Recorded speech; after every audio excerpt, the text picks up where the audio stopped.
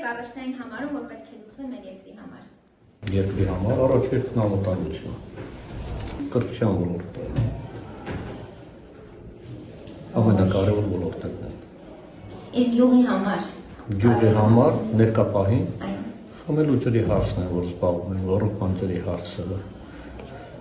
Դպրոցի հետ կապված պիտի շինարարություն իրականացվի, ինքը ընդգրկված է ուրեմն դպրոցը մինչև 300 այդ դպրոցները որ կան, մանկապարտեզների ցուցակը 300 դպրոցի ցանկում ընդգրկված է, ու առայժմ նախագծային process-ում է։ Պիտի վերանորոգեն այս մասնաշենքը ու նոր մասնաշենք է պիտի ստեղծվի դահլիճը։ Ջուր չունեք, ոչ մի բան ստես զբաղվելու տեղ չկա, ոչ մի բան չեք զբաղվում, չեք աշխատում,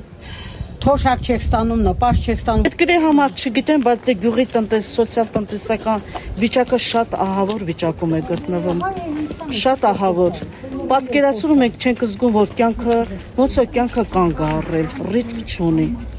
Այդպես։ Ոչ խմելու ջուր ունեմ, ոչ էլ ոռոգման ջուր ունեմ։ Ես էլ դպրոցում ջուրատների կտրվել է։ Մի ժամ հազիվ են ջուր տալիս, երեխաները տուալետը դրսում են գնում։ Մենք վերադառնանք մեր տները Արցախ։ Այդ եմ ցանկանում ամենից շատը։ Գյուղի համար պետք է մեր մեծ խնդիրն է, որ մանկապարտեզ չկա, բուժքույր չկա։ Ես տեսնում եք իմ վիճակը, ամեն անգամ ես վատանում եմ, խնդիրներ ունեմ, մեծ կինա վատանում է, ոտքն է ցավում։ Ես որ ճիշտ ասեմ, նոր եմ եկել այստեղ բնակվել եմ Ղարաբաղից։ Հələ նոր եմ բանարել։ Ինչ խնդիրներ եք առաջնային նկատում, որ պետք է լուծվեն։ Ուզում ենք այս կենցաղատունը սարքվել։ Ամենակարևորը դա է։ Պաշտպանությունը։ Երկրի համար խաղաղություն է գնում, ինչ աշխատանքի դեր չկա ճիշտ ասած, որ դեր ապրում աշխատելու չկա։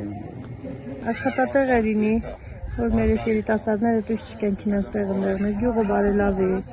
մեր գյուղը երիտասարդները շատ են դուրս եկել քինացել ուրիշ տեղ։ Մեր գյուղը մի գործատեղ է, մեր գյուղացիք աշխատել մնաստեղ, երիտասարդ ընտանիք եմ, 4 երեխա ունեմ, ամուսինս հիմա արտերկրում աշխատանքի համար ուրիշ տեղ